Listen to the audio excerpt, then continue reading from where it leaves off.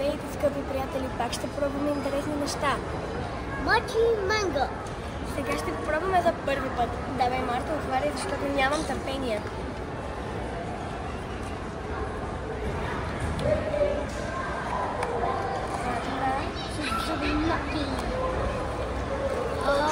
Вижте, приятели, първо го отваряме и изглежда като сквиши.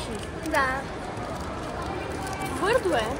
Твърдо е, обаче там пише, че е много меко. Сега ще видим. И се намираме в мола. Център.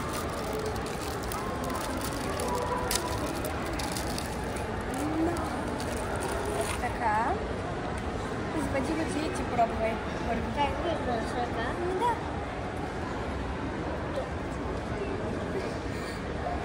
Тя пробвай да оставаш така.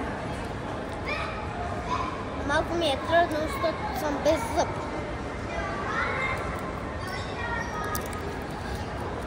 Аз успях да ги изкарам. Браво за банка! Меко ли е? Добре, аз може би Няма много ям. приятели, разбрахме, че не се яде така и трябва да изчакаме 10 минути. Много тъп. Приятели, минахме 10 минути и ето нашата хапка. Още ще седим. Не знам дали е станало меко, но като погледам няма повече сняг върху него. И мисля, че е меко. Давай да го опитваме. Ще вземаме го. Батко се е разпил.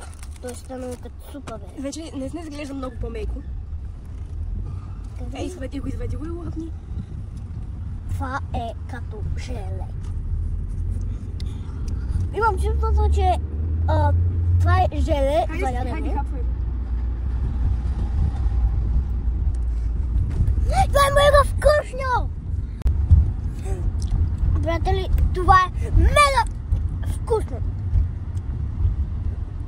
Нищо, че трябва да има вкус на манго, защото избрахме като да бъде манго. Приятели, ето ги и другите вкусове.